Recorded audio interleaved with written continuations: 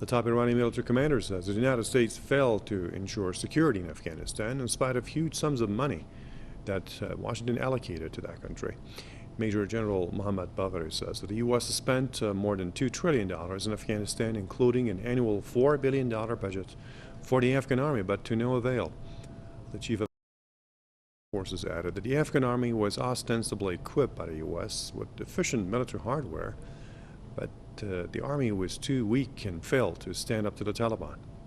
The general noted that the huge American funding failed to bring security and tranquility to Afghanistan, and the country is now facing conspiracies and threats. He added that the U.S. invaded Afghanistan, plundered its riches, and committed numerous crimes before leaving that country with a humiliating defeat. Well, that was Major General Bagheri's comments regarding the U.S. performance in Afghanistan. From London, let's bring in Marcus Papadopoulos, historian, analyst, and author, and see what what kind of assessment he has regarding the U.S. performance in Afghanistan. Well, that the Taliban is waiting for Washington's approval to take control of Kabul airport underlines how there is in existence an informal relationship between America and the Taliban. And it must also be said too that there is an informal relationship between Britain and the Taliban, because each and every step that the Taliban took in its conquest of Afghanistan was coordinated with America and Britain, because it was simply inconceivable to believe that the Taliban on their own could have conquered Afghanistan, a large and diverse country, in a mere matter of weeks. Indeed, if we go back to the Afghan Civil War from 1992 to 1996, it took the Taliban over a year to actually emerge victorious in Afghanistan. And yet in 2021, they have conquered Afghanistan in a matter of mere weeks. That is why it is my contention that an informal relationship exists between America and the Taliban and Britain and the Taliban to ensure that American and British influence in Afghanistan is retained.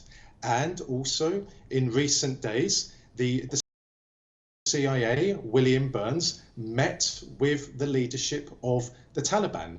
So I simply reject the notion that America and Britain have been militarily defeated in Afghanistan and that their influence, that their predominance in Afghanistan has come to an end. The Americans and the British were not able to militarily defeat the Taliban, but at the same time, the Taliban was not able to militarily defeat America and Britain. So it is my submission that Washington and London and the Taliban reached an informal agreement with each other, in which the Taliban would be assisted in their conquest of Afghanistan, allowed to rule Afghanistan, but at the same time, the Taliban would have to ensure that the economic influence, the strategic influence that the Americans and the British have in Afghanistan would be safeguarded. And I believe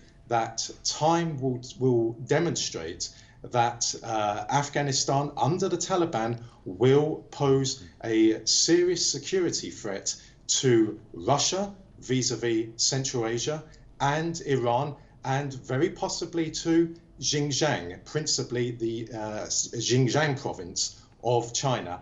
And of course, all of the aforementioned countries, Russia, Iran, and China, pursue an independent foreign policy and are regarded and the British as a threat to peace and stability and international law in the world. And that is why it is my conviction that those three countries will continue to be threatened by the Americans and the British vis-a-vis the Taliban. Okay, thanks for that. Marcus Papadopoulos, historian, analyst, and author in London.